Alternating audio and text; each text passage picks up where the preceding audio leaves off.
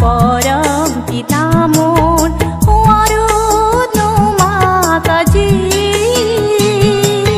तुमाते मुक्ति तुमाते शांति तुमी সৰ্বজনা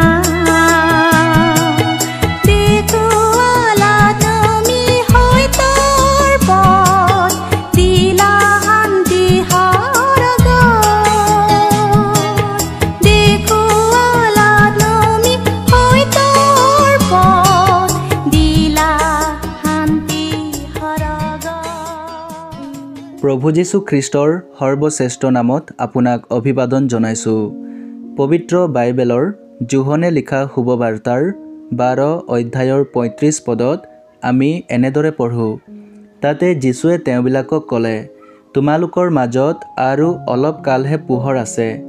আন্ধাৰে যেন তোমালোকৰ লগ নধৰে, এই নিমিত্তে তোমালোকৰ লগত পোহৰ থাকোঁতেই অহা যোৱা কৰা হওক। যিজন আন্ধাৰত ফুৰে তেওঁ কলৈ যায় তাক নাজানে। প্ৰভু যীশু খ্ৰীষ্টই ক্ৰুচৰ ওপৰত নিজৰ বলিদানৰ বিষয়ে বৰ্ণনা কৰাৰ সময়ত তাত উপস্থিত থকা যিহুদীবিলাকক ক'লে, যেনেদৰে সূৰ্যই দিনৰ ভাগত পোহৰ দিয়ে, দিনৰ ভাগতেই মানুহে নিজৰ কাম কাজ সম্পূৰ্ণ কৰিব পাৰে আৰু নিজৰ যাত্ৰা সম্পূৰ্ণ কৰিব পাৰে। সূৰ্যই সীমিত সময়ৰ বাবেহে আকাশৰ পৰা আমাক পোহৰ দিয়ে, কিন্তু সূৰ্য অস্ত পৰিলে ৰাতি হয় আৰু আন্ধাৰৰ সময় উপস্থিত হয়।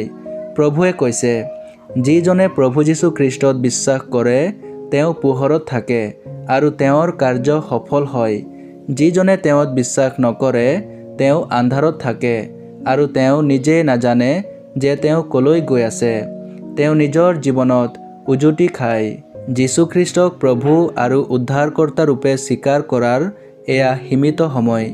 যি অনুগ্ৰহৰ সময় এতিয়া উপলব্ধ আছে ই শীঘ্ৰেই সমাপ্ত হ'ব। অনুগ্ৰহৰ দুৱাৰ যি আমি এতিয়া খোলা অৱস্থাত দেখিছোঁ, সেই দুৱাৰ আপোনাৰ বাবেও খোলা আছে।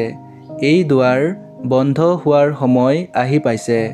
অনুগ্ৰহৰ দুৱাৰ বন্ধ হোৱাৰ পূৰ্বেই আপুনিও যীশুখ্ৰীষ্টত বিশ্বাস কৰি উদ্ধাৰ পাব পাৰে। ঈশ্বৰৰ ওচৰত আমাৰ এয়ে প্ৰাৰ্থনা।